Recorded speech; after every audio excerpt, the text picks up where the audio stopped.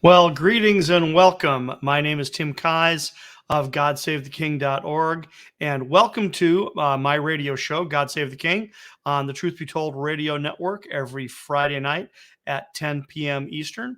And as always, we'll just jump into a little bit of business right away here. Please always remember that the opinions shared on my show, whether by me or whether by one of my guests on my show, are not necessarily the views of the Truth Be Told radio network, and we have full responsibility for all of that. And then also, please remember there are multiple ways of listening to the Truth Be Told radio network. You can, of course, go straight to their website, which is truthbetoldnetwork.org, and click on the big listen button.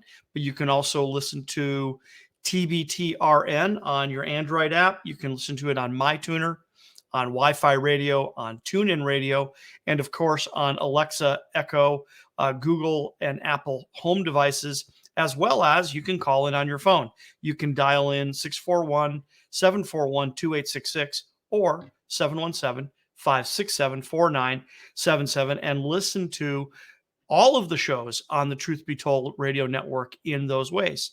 So I want to kind of jump right into it tonight. I want to do something a little bit different because so far, pardon me, I got to clear my throat here. We need one of those high-fangled cough buttons because this is a radio show. But I want to do something a little bit different here. So far, we have been spending a lot of time talking about the revised timeline, the revised chronology of the birth of Jesus Christ, because that is one of the fundamental premises behind God Save the King, is that, the traditional nativity story is just chock full of both biblical and historical errors. The preeminent one, of course, being that Jesus was not born on December 25th, okay? We believe that Jesus was born on September 11th of 3 BC.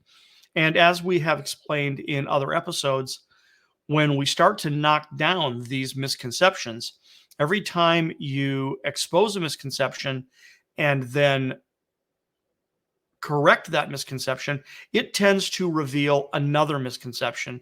And you wind up with a domino effect of misconceptions about the traditional nativity story that very quickly render the entire traditional, pardon me, sorry guys, that very quickly render the traditional nativity story untenable.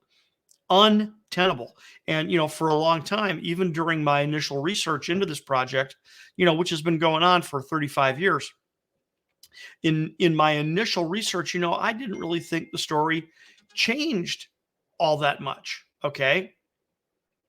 And the irony is yeah, it does. So frankly, I'm to the place now where, I'm not afraid whatsoever to call the traditional nativity story Christian mythology, because there's just almost nothing about it that is correct. Mary did not ride on the back of a donkey. Mary did not deliver the same night she and Joseph arrived in Bethlehem.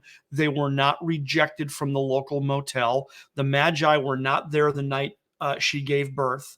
And I mean, these are core features of the traditional nativity story, and they are all demonstrably incorrect, either from the Bible directly or certainly from history. But we're also missing the background. See, like I said, we've been really focusing on the chronology, and that's great because we've got to focus on the chronology. We've got to correct that to help people understand that Jesus wasn't born in the winter, right? They weren't outcasts. They weren't, refugees. I mean, until you get to the whole thing with Herod and the slaughter of the innocents. Okay, now that's a form of being a refugee, but they weren't refugees. They weren't outcasts. They weren't, thrown out of this inn by the evil innkeeper, right? See, because the innkeeper is not mentioned in the story, right? A donkey is never mentioned in the story, right? So these are, really significant inconsistencies of the traditional story, which, like I keep saying, now I've come to believe they're just entirely not true. But what I do believe is that when you start to look at the bigger picture, you start to look at, number one, the accurate nativity story and what really happened. You have a far better story. In reality, you have a far better story. Okay. Makes much more sense. It's much more plausible. It's much easier to believe the way it really happened, but it's actually tremendously more significant as well. It's huge. And that's part of what I want to start to get into tonight is I want to start talking about the backstory. I want to start talking about the historical background to God Save the King, because this is what allows us to put it in both its extended context and its immediate context. Okay. For example, later today, I've been asked to do a show talking about the birth of Christ and the politics of Herod the Great. Well, you're never going to understand the politics of Herod if you don't understand, number one, the Hebrew religion, number two, the nation, the Hebrew nation, the nation of Israel, its history, its kings, right? David, Solomon, things like that. The house of David. That is a phrase that figures very significantly throughout our story. The house of David. Well, why is that? Why is the house of David a big deal, right? And then, of course, we've hardly touched on this at all. You've got to talk about the Maccabees, the Hasmoneans, the house of Hasmon, right? How do they figure into this? And there's a lot of backstory that really feeds the macro context that helps us understand why God Save the King really is an epic story of, of course it's of eternal implications, because we are talking about the King of Kings and the Lord of Lords, who, he's the eternal one, who, was the Lamb of God chosen before the foundations of the world. But it's also got international implications in our story. And it's got micro implications with Joseph and Mary and, the town of Nazareth, the town of Bethlehem, Mary and Joseph's immediate family, even though they're not, mentioned directly in the scriptural narratives. We have to figure that they were closely involved, right? So let's jump into this. So what, with several conversations with friends lately, the same joke has come up over and over again. Whenever you're doing a biblical lecture, whenever you're doing a, pardon me, a sermon or a teaching, it's very common to hear the preacher or teacher say, okay, well, our text for today is the book of, whatever, verses, 1 through 5, right? But then they'll say, but we got to back up and get a running start. We need a little bit of context here. So let's go to the chapter beforehand and let's read the verses reading up to it. But as soon as you do that, the temptation is, well, instead of starting in Ephesians chapter 6, let's start in Ephesians chapter 4. Well, no, check that. Let's start in Ephesians chapter 1. And well, no, check that. Let's start in the Old Testament. Let's go to the book of Joshua, right? Because that has remarkable implications with the book of, and as a matter of fact, let's just go to Genesis 1:1. And this is another example of that. And ironically, that's exactly what I'm going to do, is we are going to go all the way back to the book of Genesis and start with Abraham. And I'm going to try to make it as summarized as possible. But this information really has tremendous implications on why the political, religious, and social climate that existed at the time of Christ existed at the time of Christ. Why was that climate the way it was? And it all has to do with the promises that were made to Abraham, how the Jewish religion was practiced, whether or not Herod practiced that religion, good, bad, or indifferent. All these things are factors in the traditional nativity story, okay? So why Abraham? Well, because Abraham is considered the first Hebrew. All right. So if you go all the way back to Genesis chapter 12 and we read the record of when God spoke to Abraham and called Abraham out of Ur of the Chaldees, which is interesting because if he lived in Ur of the Chaldees, he wasn't a Hebrew. He was made a Hebrew by executive fiat, is really kind of what it boils down to. He was a polytheistic idolater at the time, and yet the one true God spoke to him and said, Abraham, I'm going to do a big thing through you, right?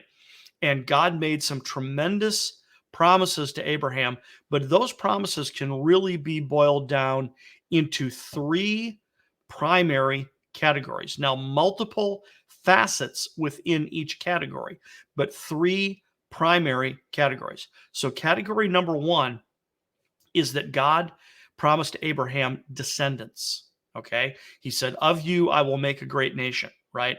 And your descendants will be as the stars of the heavens and the sand of the seashore, right? I will make of you a great nation. So God promised Abraham descendants. In scholastic circles, that is referred to as the seed clause of the Abrahamic covenant. Now, the second category is the land, okay? God promised Abraham a certain geographic area. And we're going to talk about that more here in just a minute. We're going to look at the specific geographic area that God promised Abraham because it's not what everybody thinks. So we're going to talk about that in more detail here in just a minute. But God promised Abraham a specific geographic area. Now, that is usually referred to as the land clause of the Abrahamic covenant. And then the final category is that God promised Abraham a blessing, that he would both be blessed and then be a blessing to the nations of the earth. Okay. And that is simply referred to as the blessing clause of the Abrahamic covenant. So you have three predominant categories: the descendants or the seed, the land, and then the blessing. Okay. Now, these were promised to Abraham in what is known, pardon me, is known as an unconditional covenant. Now, the term unconditional is a theological label. Okay. Don't let yourself get hung up on the phrase unconditional. It doesn't mean there were no conditions. Of course, there were conditions. The term unconditional in theological circles has a specific meaning. It means that the covenant was unilateral. It was God who was going to keep the covenant, regardless of whether Abraham kept the covenant. And we see this when God put Abraham into a deep sleep, and then the burning pot and the smoking furnace walked through, quote unquote, passed through the pieces of the animals that had been prepared by Abraham. It was God and God alone who made the covenant. Abraham was a passive participant, not an active participant. So that is what we call a unilateral and an unconditional covenant. Okay. So, like I said, I don't want to get too deep on this because we could easily spend many hours talking about the significance of the Old Testament covenants, in particular the Abrahamic covenant. But I want to summarize this so we can move forward and get towards the politics, the religion, the politics, and the social environment that surrounded the birth of Christ. But this is necessary to get there. Okay. Now, as you move forward through the Old Testament, there were additional covenants made by God with the nation of Israel. So the first one that was made with the nation of Israel is the Abrahamic covenant, with Abraham acting as the not the mediator necessarily, but he was the representative of the nation of Israel while the nation of Israel was still in his loins, so to speak. Okay. Then, as you move forward, God made a covenant with the nation of Israel with Moses as the representative for the nation of Israel. And that is referred to as the Mosaic Covenant. Now, the Mosaic Covenant, we're going to set aside for a moment and not focus on it. So please don't get hung up on this, because the Mosaic Covenant is a conditional covenant. Now, that's a theological term that also has a specific meaning, but for our purposes today, that's going to distract us. So we're going to set that aside for a second. Then going forward historically, then there was another covenant made with made between God and the nation of Israel, with Moses acting as the representative of the nation of Israel. In theological terms, this is referred to as the Palestinian covenant. Okay, now I do not like that title at all. I do not like referring to the nation of Israel as Palestine. It is a somewhat accepted term to refer to the region. Okay, but the word Palestine, the modern English word Palestine, is an adaptation of the Latin word Palestina, which was deliberately appointed to the area by the Romans as an insult to Israel, because it is the Latin of the word Philistine, which was Israel's traditional enemies. Okay.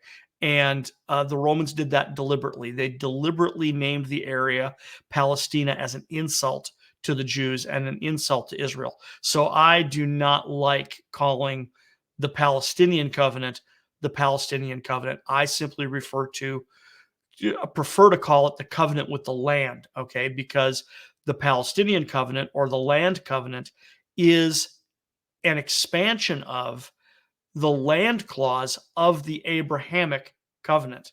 Okay, it goes into much greater detail about the land. Then moving forward, you have a covenant that God made with the nation of Israel, with David as the representative of the nation of Israel, and that is referred to as the Davidic covenant. Now, in the Davidic covenant, that expands on the descendant clause, the seed clause of the Abrahamic covenant. And then finally, you have another covenant that was made between God and the nation of Israel, with Jesus acting as the representative for the nation of Israel. And that is called the New Covenant, right? Now, it's very interesting. It's a point of theology here that's kind of important that we're not going to dwell on today, because it would, once again, it would distract us from where I'm trying to go. But the New Covenant was made with the nation of Israel. The New Covenant is not made with the church. The New Covenant is made with the nation of Israel. And those of us who are followers of Jesus Christ, we become partakers of that covenant. But it wasn't made with us directly. It was made with Israel directly. And we happen to simply become partakers of that covenant. Now, the New Covenant expands on the blessing clause of the Abrahamic covenant. So look at how convenient that is, and it's by godly design. There's no question about it. The Abrahamic covenant has three primary categories, three primary clauses: the descendants, the land, and the blessing. And then after that, there are three additional covenants made with the nation of Israel, between God and the nation of Israel. And then each one of those covenants expands on the details of each of those three categories. So the land covenant, or the Palestinian covenant, expands upon the land clause. The Davidic covenant expands upon the descendant or seed clause. And then the New Covenant expands upon the blessing clause. Okay. Now, these prophetic covenants set forth the basis for the nation of Israel. Okay. Now, the Mosaic Covenant talks much more about the religion. But now you can't, and I should mention here, you can't really separate the nation from the religion, or the religion from the nation. Okay. But the Mosaic Covenant has a lot more to do with the religion of the Jews directly, whereas these prophetic covenants have more to do with the nation of the Jews, and especially the prophetic destiny of the nation of the Jews, because this is where the promised land comes from. It's part of the Abrahamic covenant. The promised land did not start with the Exodus. The promised land had been promised much earlier to Abraham, right?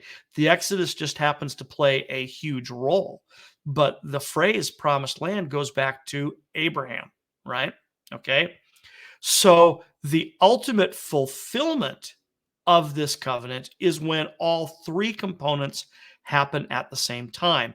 That God will take the descendants of Abraham, put them in a land of his choosing, of God's choosing, God's land, right? And then bless them. Okay. Now, there's some implications that we don't see unless we do a deep dive into these categories, which we're not going to do now, but I will just mention them briefly. Okay. Number one, that we are going to talk about here in a second, is exactly what is the geographic definition of the promised land, because it will surprise you if you don't know it. Number two is in the descendant clause, that the seed clause of the Abrahamic covenant, and therefore the Davidic covenant, that implies the presence of the Messiah. Okay. And then finally, the new covenant implies the immediate presence of God on earth in the nation of Israel, right? Literally in the nation of Israel. Christians would recognize this and talk about it as the indwelling of the Holy Spirit, okay? So the ultimate fulfillment of these three clauses of the Abrahamic covenant, the descendants, the land, and the blessing, is in a future age that is referred to as the Messianic age, or it's sometimes referred to as the millennial kingdom. That is when we will see the ultimate fulfillment of that. And I've already tipped my hand by saying that is when we will see it, because we have not seen it so far. It has not happened. Any well-educated Christian will look at the Abrahamic covenant, examine those features, and say, no, this has not happened yet. And likewise, any reasonably educated Jew, they're still looking for their Messiah. So if they understand the Abrahamic covenant, even though Israel is back in the land, okay, they don't occupy the full geographic description of that land. Oh, by the way, right?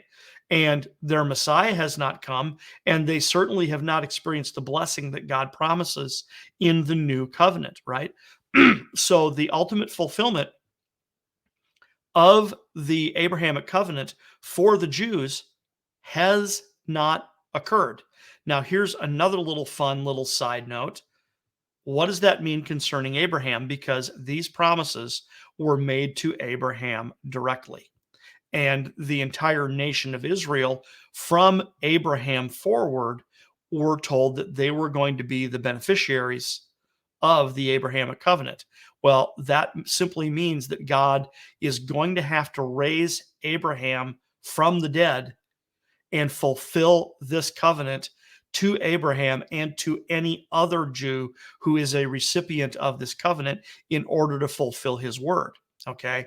And that is another feature of the Messianic age or the millennial kingdom, is it will involve the resurrection of the righteous dead, the Jews of the Old Testament. Okay. So this is important because this is background that every Jew, every Old Testament Jew would have understood to some degree or another, right? The nation promised to Abraham, I will make of thee a great nation, and then I will put you in a land of my choosing, and then I will bless you, okay? I will take away your heart of stone and give you a heart of flesh. See, that's part of the new covenant, which is referring to, like I said, that's referring to God actually being fully present and even indwelling the Jews, which has never happened. Okay. So now, once we understand this, we can actually fast forward about 1,000 years from Abraham to David. Now, as we are doing that, as we're hitting the fast forward button, the fast forward button, I need to point out Genesis chapter 15, verse 18, which reads, on that day, the Lord made a covenant with Abram, saying, to your descendants, I will give this land from the river of Egypt as far as the great river, the river Euphrates. Now stop and think about that. The river of Egypt to the river Euphrates. That's the promised land. It's not this teeny little sliver that Israel now occupies. Okay. Now, scholars debate upon which river of Egypt is being mentioned there, but it stands to reason that God is referring to the Nile. Okay. Now, some scholars say it's this other river that is, and I'm sorry, I have forgotten the name. I haven't committed it to memory, but it's another river that is frankly about midway between southern Israel and Egypt, and I forget the name. And some scholars say no, that's the river of that's the river of Egypt that is being mentioned in Genesis 15. But it stands to reason that it actually is the Nile, and then the Euphrates, the great river Euphrates. That's pretty darn obvious what that means. That means the river Euphrates, right? There's no hidden meaning there. So now under David, under King David, and then under his son Solomon, Israel actually occupied a significant chunk of that exact territory, right? So much so that scholars debate over whether that may have been a fulfillment of Genesis 15:18. Now, I don't believe it is, right? Some do. But the point being, once again, is that the geography of Israel at that time was significant. It was large and significant, much bigger than it is today, and it extended from Egypt to the Euphrates. So that means it included all of modern day Lebanon and a huge chunk of modern day Syria and Jordan. Okay? That's the promised land. Okay. I mean, we make a big deal about this phraseology, the West Bank these days, right?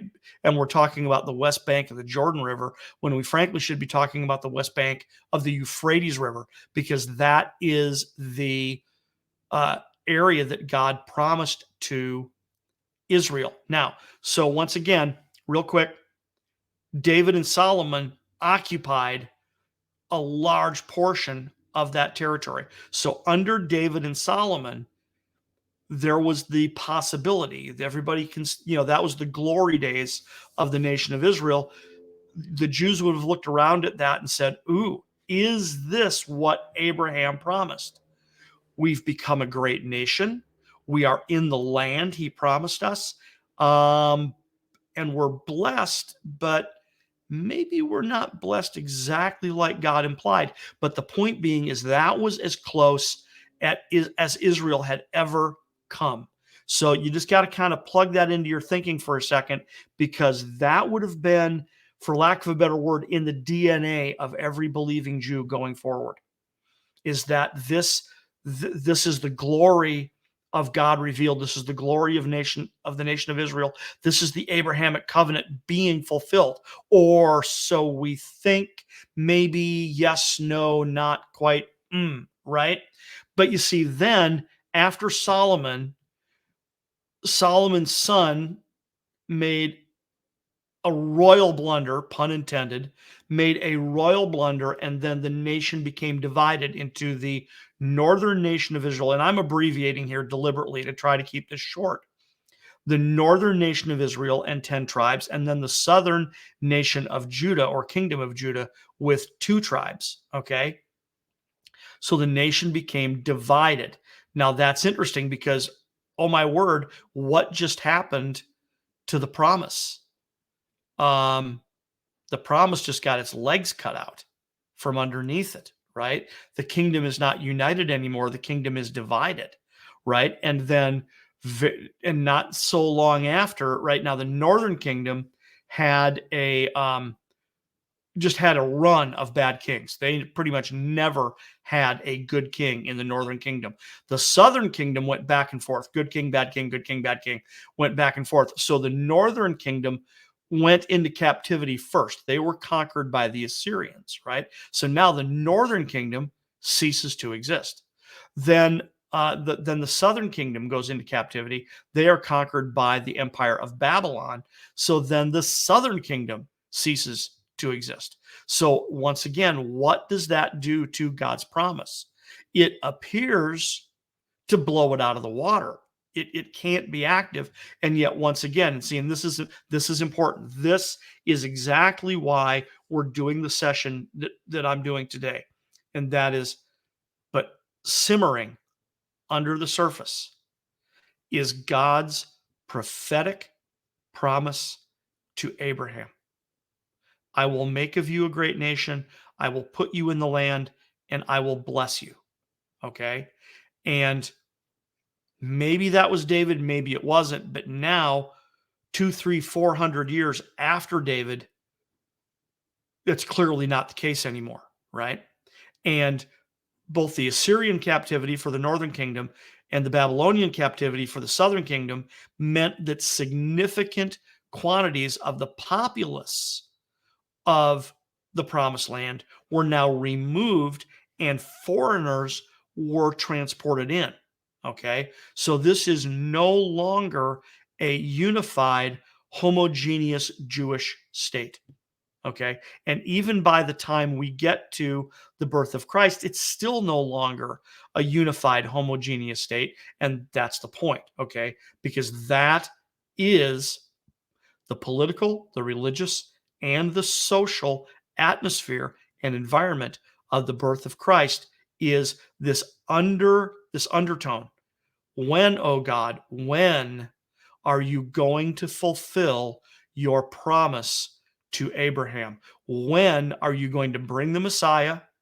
When is the Messiah going to overthrow our enemies and restore us our land so that then we can enjoy your blessing of your presence in the land and come into the fulfillment of the promises that were given to Israel through Abraham? Right? This is the context. So now we can fast forward again. The Assyrians take the northern kingdom. The Babylonians take the southern kingdom.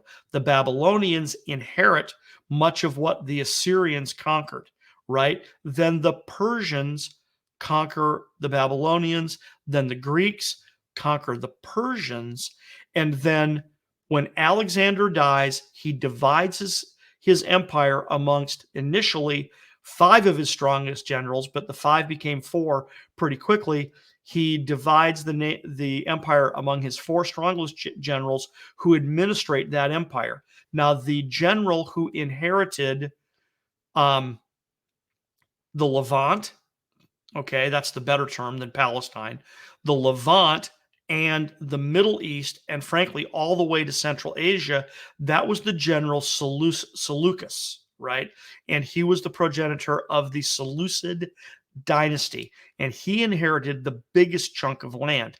And because he inherited the biggest chunk of land, it made his domain the most difficult to administrate, because one of Alexander's goals was to Hellenize the entire known world. He wanted a one world religion, a one world language, and a one world society that was Greek, that was Hellenistic, right?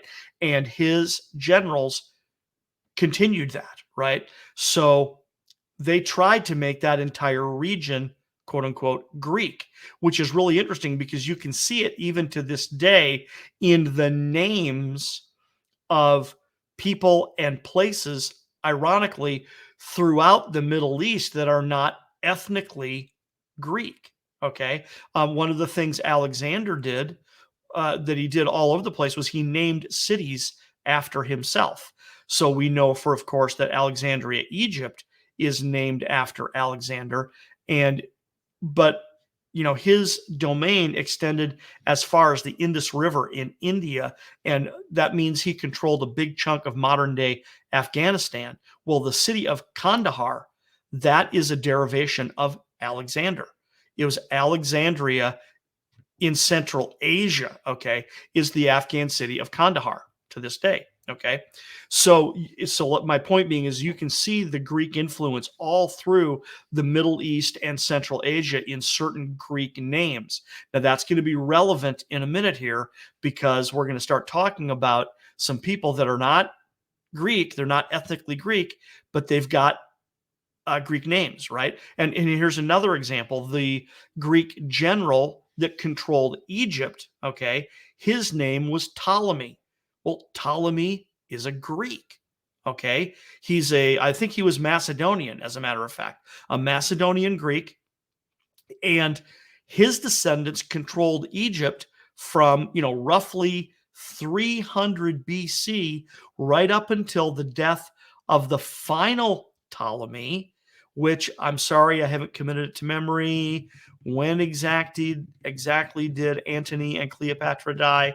It was after the Battle of Actium, where Octavian defeated Antony, and then Antony and Cleopatra committed suicide. But Cleopatra was a Ptolemy. She was a Macedonian Greek. It is highly probable she did not have a single drop of Egyptian blood in her. And as a matter of fact, part of her reputation was that she was one of the first Greek rulers of Egypt, one of the first Ptolemies, even though she was one of the last Ptolemies to actually learn to speak Egyptian. Okay. But so back to the Seleucus for a minute. The general's name is Seleucus, and therefore it's the Seleucid dynasty and the Seleucid Empire. Because his domain was so large, it began to fracture very quickly. Okay. And independent kingdoms and provinces started to declare their independence and spring up all over his domain. Now, one of those that has extreme relevance to our story is the province of Parthia, which was at the far southeast end of the Caspian Sea. So get yourself a world map and look at where that is. It's very, very far to the east of the Mediterranean and of the homeland of the Greeks, okay? But they declare their independence in roughly 250 BC. They break away and they begin an empire of their own, and they begin to expand to the west. And by the time of Christ, actually by the middle of the 1st century BC, about 200 years later, they have made it all the way west to where they have met the Romans, right? Now, the Seleucid Empire acted as a buffer between the Romans and the Parthians for a couple of centuries, right? The Romans and the Parthians did not run into each other for quite a while, precisely because the Greek Seleucids were a buffer in between them. But once the Greek Seleucids crumbled, okay, then that paved the way for the Romans and the Parthians to meet. And by the time of Christ, okay, especially by the middle of the 1st century BC, the Romans and the Parthians are facing each other with what we would call the nation of Israel, the kingdom of Judah, the kingdom of Judea, on the frontier, right smack in the middle of these two superpowers. And that is huge too. That is a huge piece of the puzzle for our story, because you've got if once again dig out a map, look at the Mediterranean, right? And now you've got this tiny little nation of Judea on the eastern end of the Mediterranean. Well, everything to the west is the Roman Empire, and everything to the east is the Parthian Empire. And the Romans and the Parthians are mortal enemies. These are the two superpowers of the day. They quite literally are the United States and the Soviet Union of their time. And you've got this teeny little nation of Israel smack dab in between. Now, back to the fact that nations were declaring their independence from their Greek overlords, right? The predominant one being the Parthians. Well, guess what? The Jews did it too. Now, most of us, if we're even moderately familiar with Old Testament history, we know the story already, which is in roughly 165 BC. The Greek overlords were demanding that the Jews participate in corrupted practices, right? They outlawed the Torah. They outlawed certain sacrifices. They outlawed, the Jews actually really think that anything the Jews would do to follow their own religion, the Greeks made it illegal, okay? And they wanted the Jews to sacrifice unclean animals, primarily pigs, but others as well, and then eat them, right? And, to the Jews, this is an abomination. So in a town called Modin, which is 17 miles northwest of Jerusalem, a Greek officer, a Greek Syrian officer, tried to enforce this, and the local Jewish population rose up in rebellion, killed him, and then took to the hills and started this rebellion, right? So the man who killed the Greek officer, his name was Mattathias, And then his son was known as Judah Maccabee. And Maccabee is widely recognized as meaning the hammer. There's some people that say, no, it doesn't really mean that. And I'm not really sure, but we're going to go with it because that has been the accepted meaning for so long. And if I find out differently, we'll correct it. But Judah Maccabee, okay, was known as the hammer. So when Mattathias died, Judah became the first leader of the Maccabean line of rulers of the newly independent nation of Judea. Okay, so now you got to think about that. All of a sudden, seemingly out of nowhere, Judah or Judea or Israel, kind of interchangeable at this point, is now an independent kingdom again. This is critically important to understand. It's an independent kingdom again. Now, Mattathias was a priest, which means he was of the tribe of Levi. I have never been able to verify exactly which tribe the Maccabees were from. But if Mattathias was a priest, that should mean he is a Levite.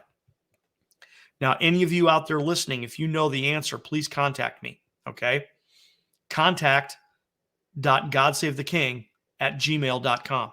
Please email me and email me the source, because that is a critical component of this, right? Because the Maccabees, who were also known by their, here you go, who were known by their Greek name, the Hasmoneans, the house of Hasmon, the Hasmoneans, became the de facto hereditary priesthood, or pardon me, hereditary monarchy, okay? Not just priesthood, but hereditary monarchy of the new independent nation of Judea for about the next 100 years. Okay, that is critically important for people to understand. Okay, because when you had the captivities, when you had the Assyrian, the Babylonian, the Persian, and the Greek captivities, or the hegemony of these kingdoms over the Jews, one of the things, there's two things they did, which is several things they did actually. You know, the temple was destroyed, the hereditary priesthood was carried away, and the hereditary monarchy was carried away. All right. Now, when Cyrus the Great allowed the Jews to go back to their homeland and rebuild the temple, rebuild the temple. See, so that is a suggestion that the kingdom is being restored. Israel had ceased to exist, right? And now they're back in their land. They're rebuilding the temple. And the hereditary priesthood is back in business. Now, the hereditary monarchy is not, okay? And the Persian and the Greek overlords made sure of that. There was no way they were going to allow a legitimate king on the throne. They were never going to allow that. So they would not allow the house of David to sit on the throne. So what they did is they made the high priest the de facto king. Okay, so even though it's a religious office and is technically supposed to be a Levite, right?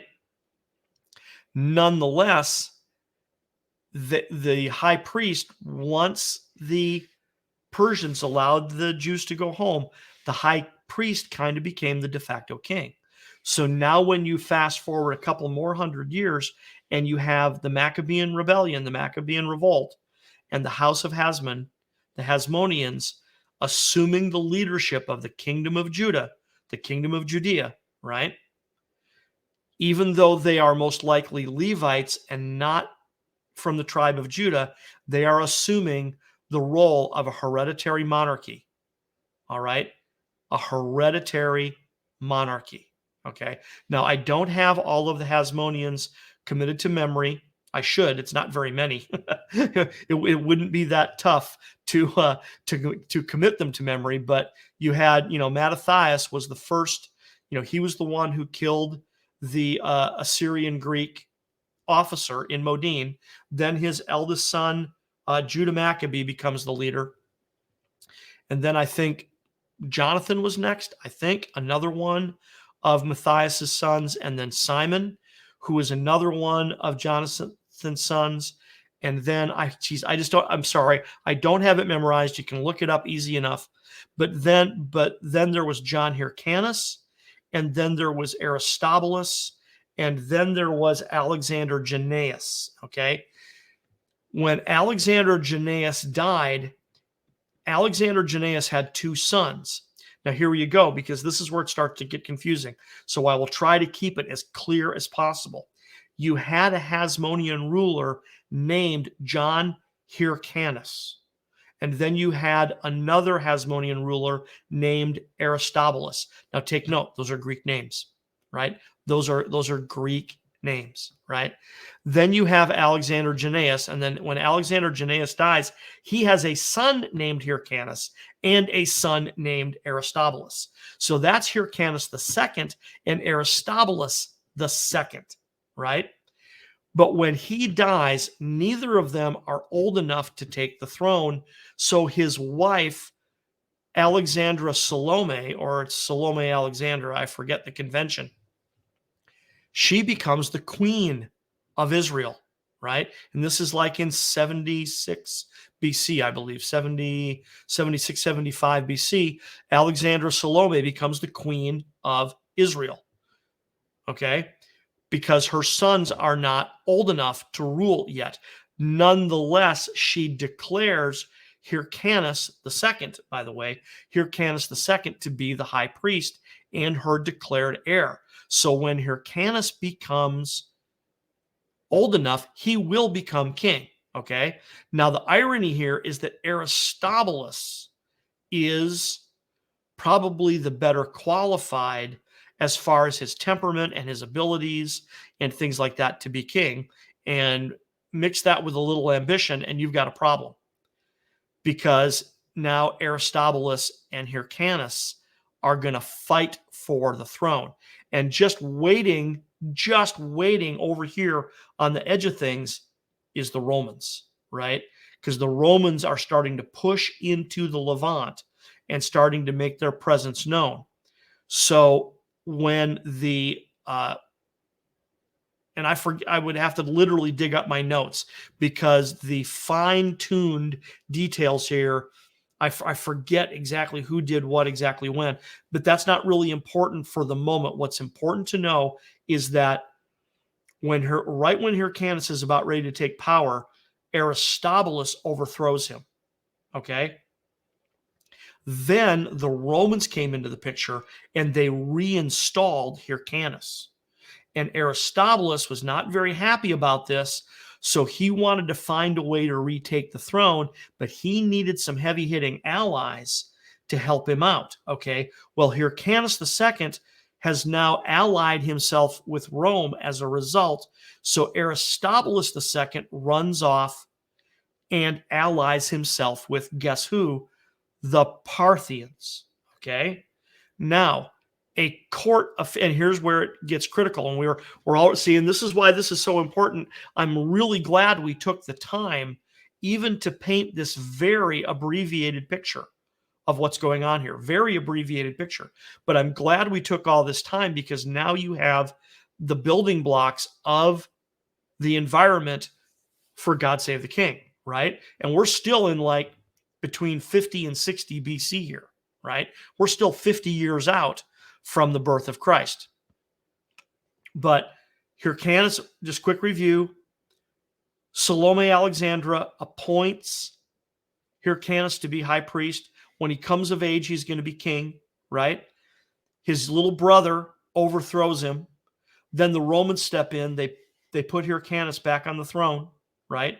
And then remember, this is Hyrcanus II and Aristobulus II, right? And then Aristobulus, because he's offended, he's all hurt by this, he runs off and allies himself with the Parthians, all right? And this makes complete sense because this is how you did things back then. The great empires would appoint vassal or client kings to oversee what they consider to be their territory. mean, to the Romans, this was Roman territory. And to the Parthians, this was Parthian territory. So let's appoint a vassal king to oversee the territory for us, a king who is ethnically related to the people we want to rule, and we'll let him take care of it, right? Okay. And then once again, back up and remember the context here. The context is the covenant to Abraham, right? The descendants, the land, and the blessing. See, and under the Hasmoneans, under the Maccabees, the Jews were again starting to ask the question, is this the restoration of the kingdom? Is this the restoration of the kingdom? Now, hopefully, a big portion of them were smart enough to realize, well, no, it can't be. It can't quite be, because we don't have a king from the line of David on the throne. And that is a promise of the Davidic covenant, which is an expansion of the seed clause, the descendant clause of the Abrahamic covenant. We don't have a legitimate Davidic king on the throne. But the point being is that on one hand, they're looking at their external circumstances and going, oh my God, here we go again. We don't have what God promised. But then on the other hand, they're going, well, yeah, we don't have what God promised. So when is God going to do it? When is God going to fulfill his promise and put together all the pieces? Okay. So so now we're finally going to get to this buzz phrase. When we get to the buzz phrase, Messianic expectation, this is what we're talking about. Okay. It's not just the Messiah himself, but what the Messiah is going to do. The Messiah is going to bring in the Messianic age, which means the fulfillment of the Abrahamic covenant, the descendants of Abraham in the land that God chose for them, with the presence of the Messiah, and then God bringing his presence into the picture, and the glory of God filling the earth. See, that's one of the promises of the Old Testament, is that the glory of God would fill the earth. And this is what the Jews were expecting when they expected the Messiah, was that the Messiah would fulfill these pieces of the puzzle. Okay. And under the Hasmoneans, they were kind of there, but not really there, right? I mean, even under David, they were kind of there, but not really there.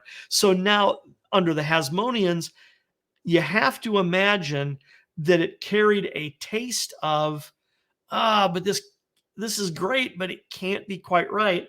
And now you've got two Hasmonean princes that are frankly about to start a civil war over the throne, each of them allied to a superpower. Okay. And I've only got a minute here, but we're going to wrap up here with this cliffhanger punchline, setting us up for the next episode, which is this. Hyrcanus, okay, who is the vassal leader of the Romans, he has a court official who's his right-hand man, and his name is Antipater. Now, Antipater, there's a Greek name again, right? Antipater is not an ethnic Judean. He's not even an ethnic Jew. He is an ethnic Idumean, okay, which means he is an Edomite, which means he is a descendant of Esau, the twin brother of Jacob, okay? Jacob have I loved, but Esau have I hated, okay? So the Jews don't like Edomites. They don't like Idumeans. And yet here's Antipater, who is a court official in the court of Hyrcanus, the high priest and de facto king of the nation, the kingdom of Judea. Antipater actually has several sons, but he's got two in particular that are important to our story. His eldest son, Faisal, who he manages to get appointed as governor of Judea, and his younger son, Herod, who he gets appointed as the governor of Galilee. And this is where finally Herod enters the picture, okay, who is going to play an enormous role in our story. But take note, his father, Antipater, is an Idumean. His mother is a Nabatean, or what we today would call an Arab. So Herod, no Judean blood. It is not possible for him to be a legitimate king of the Jews because he's not of the right tribe. He's not from the tribe of Judah. He's not even from the right nation, so to speak. Okay. Now, he practices, quote unquote, the Jewish religion. Okay, right? But he's not a Jew, right? And he's even worse than the Hasmoneans, because the Hasmoneans at least were Jews, even if they were Levites and not of the house of David. But now Herod isn't even a true Jew. So now anybody who has the DNA, like I mentioned earlier, of recalling the Abrahamic Covenant and the promises made to Abraham, deep in their gut, deep in their heart, in the back of their mind, is going, when, O Lord, when will you restore the nation of Israel? Because you've got a pretender on the throne. Okay, Herod would eventually become king, and we'll talk more, but appointed by the Romans. See, there it is again. He's appointed by the Romans, for crying out loud. Okay, he's not a real king. He's not a real king of the Jews. So the Jews despise him, and they know this can't be the truth. This can't be what God intends. This can't be God's will.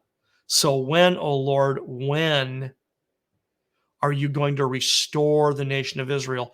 When are you going to bring the Messiah and restore the nation of Israel according to the Abrahamic Covenant?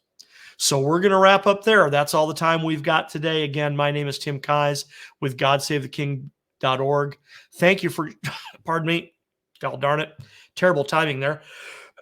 Clear your throat right at the end. Thank you for joining me on God Save the King on the Truth Be Told radio network. That is truthbetoldnetwork.org. And remember the various ways you can listen to my show, as well as all of the other great shows on Truth Be Told at their website with the various apps and home devices, and of course, calling in. Thank you for joining us, and we'll see you again next week.